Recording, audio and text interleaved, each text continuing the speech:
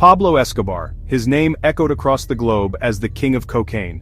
He built a drug empire in Medellín, Colombia, becoming one of the richest men in history.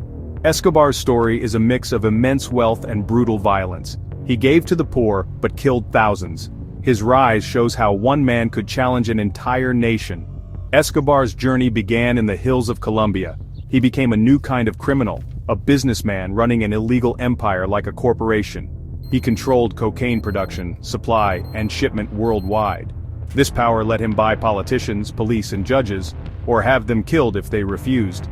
In the 1980s, his Medellín cartel supplied most of America's cocaine, sparking a war on drugs. Escobar was smart, ruthless, and had an army of loyal followers, building houses and soccer fields, earning their protection.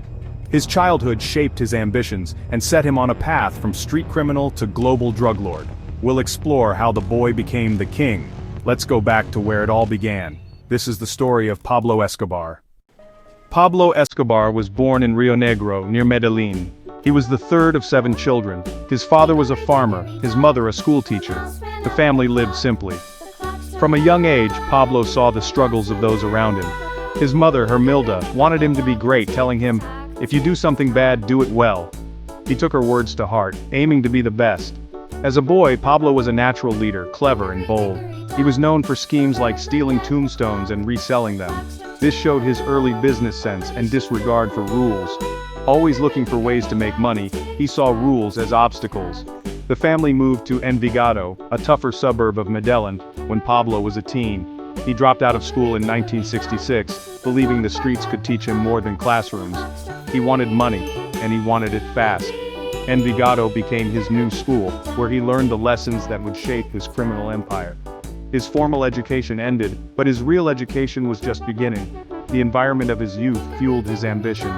Escobar's story was set in motion by the world he grew up in. The boy from Rio Negro was ready for bigger things. In the late 1960s, teenage Pablo Escobar began his criminal career with his cousin Gustavo Gaviria. They started small, selling fake lottery tickets on the street, learning deception and risk. Soon, they escalated to stealing cars, dismantling them for parts, or demanding ransom from owners. Escobar quickly realized fear was a powerful tool. He built a loyal gang, organized and efficient, always looking for new opportunities.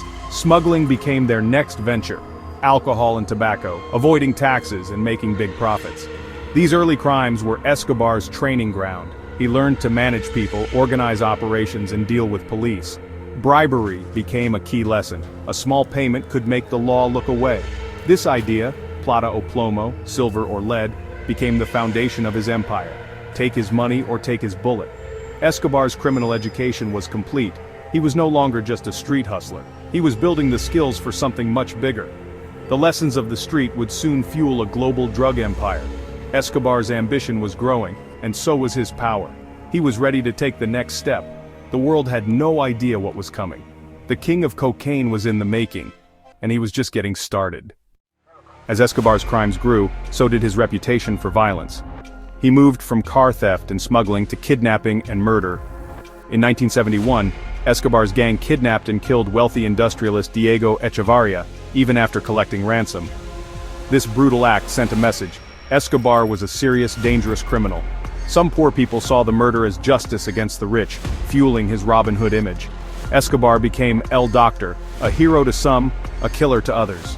This dual identity, brutal to enemies, generous to supporters, defined his life. Violence and fear became his weapons of choice. He learned he could control his public image using both terror and charity. Escobar was no longer just a thief. He was a killer and a symbol. The foundations of his power were set: money, fear, and the love of the poor. He was building an empire, one ruthless act at a time. The line between criminal and legend was blurring. Escobar was ready for the next level. In the mid-1970s, cocaine changed everything for Escobar. The U.S. demand was exploding, and Colombia was perfectly placed to supply it. Escobar entered the business as a middleman, but quickly aimed to control it all. He took over smuggling routes, using violence to force rivals to join or die. By 1976, he was arrested with cocaine paste but bribed judges and had arresting officers killed. The message resisting Escobar meant death. This event marked a turning point. He was now above the law. Plata o plomo, money or bullets, became his rule. Escobar's system of bribery and violence let him operate without fear. He was building a state within a state, more powerful than the government. The cocaine business was his, and he would protect it at any cost. His organization grew rapidly, fueled by fear and unimaginable profits. Escobar was no longer just a criminal, he was a force of nature. The world's appetite for cocaine made him unstoppable. He perfected his empire of terror and wealth. The Medellín cartel was born. Escobar's grip on Colombia tightened. The white gold rush had begun. By the late 1970s, Escobar was the master of the cocaine trade. To control the market, he needed to control the entire supply chain, from coca fields to U.S. streets.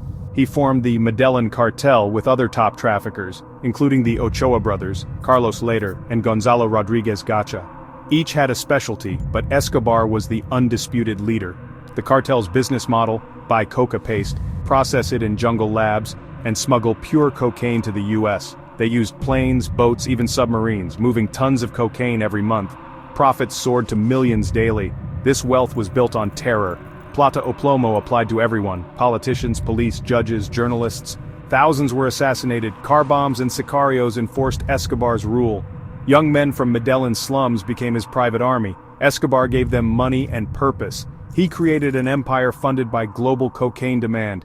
Fear was his currency. The Medellín cartel was more powerful than the state. Escobar's reign of terror had begun.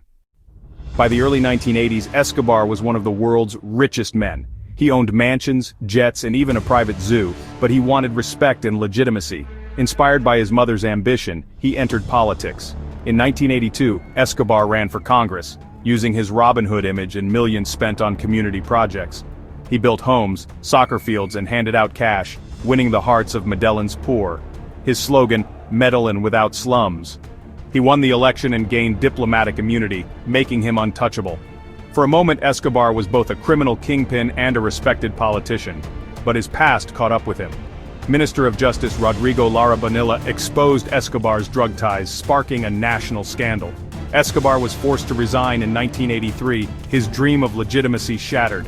Humiliated and rejected, he responded with violence. Escobar declared war on the Colombian state, plunging the country into bloodshed. His rise was complete, but his fall had begun. The king of cocaine had become Colombia's most dangerous enemy. The world would never be the same. Escobar's legacy was written in blood and fear.